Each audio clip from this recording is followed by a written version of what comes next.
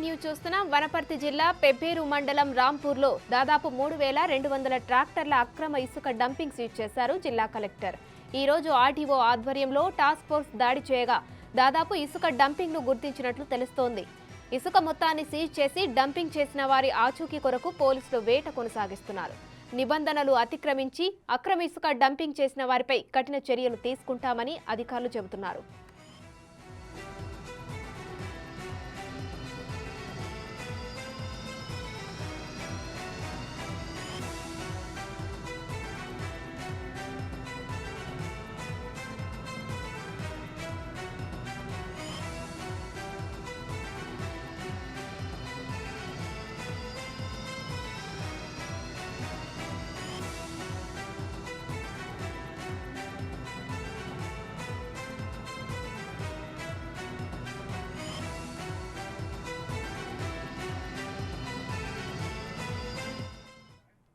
వనపర్తి జిల్లాలో జరిగిన ఇసుక అక్రమ రవాణాకు సంబంధించి పూర్తి డీటెయిల్స్ మా ప్రతినిధి శంకర్ ఫోన్ లైన్ లో అందిస్తారు. శంకర్, చెప్పండి.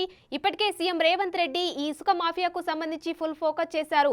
ఈ టైంలో దాదాపుగా 3200 ట్రాక్టర్ల అక్రమ ఇసుక డంపింగ్ కూడా సీజ్ చేశారు ప్రస్తుతం అధికారులు.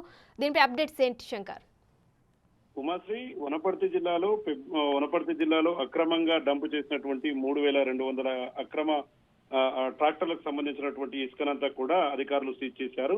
మొత్తంగా పెబ్బేరు మండలం రాంపురం గ్రామ పరిధిలో ఉన్నటువంటి వాగు సమీపంలో నిబంధనలకు విరుద్ధంగా అక్రమ ఇసుక డంపింగ్ ఉందంటూ కూడా కొంతమంది స్థానికులు వనపర్తి జిల్లా కలెక్టరేట్ కూడా సమాచారం అందించారు. దీనిపైన సరే అక్రమంగా ఇసుకను తరలిస్తే వారిపైన కఠినమైన చర్యలు ఉంటాయి, వారిని ఖచ్చితంగా శిక్షిస్తామంటూ కూడా జిల్లా కలెక్టర్ తేజస్ నందలాల్ పవార్ అయితే పూర్తి స్థాయిలో ఫైర్ అవుతున్నటువంటి పరిస్థితి కనిపిస్తుంది. మొత్తంగా ఓవరాల్ గా చూస్తే ఉమ్మడి జిల్లా వ్యాప్తంగా కూడా ఎక్కడికక్కడ కాంగ్రెస్ గవర్నమెంట్ అధికారంలోకి వచ్చిన తర్వాత పూర్తి స్థాయిలో ఈ అక్రమ ఇసుక రవాణా అనేది పూర్తి స్థాయిలో ఆగిపోయినటువంటి పరిస్థితి అయితే కనిపిస్తుంది. రాబోయే రోజుల్లో కూడా దీని మీద ఉక్కుపాదం మోపుతామని చెప్పి కూడా ఆయా నియోజకవర్గాలకు సంబంధించినటువంటి ఎమ్మెల్యేలు కూడా పూర్తిగా ముందుకు వెళ్తున్నటువంటి పరిస్థితి అయితే ఇక్కడ కనిపిస్తుంది. Umashree, right, thank you Shankar.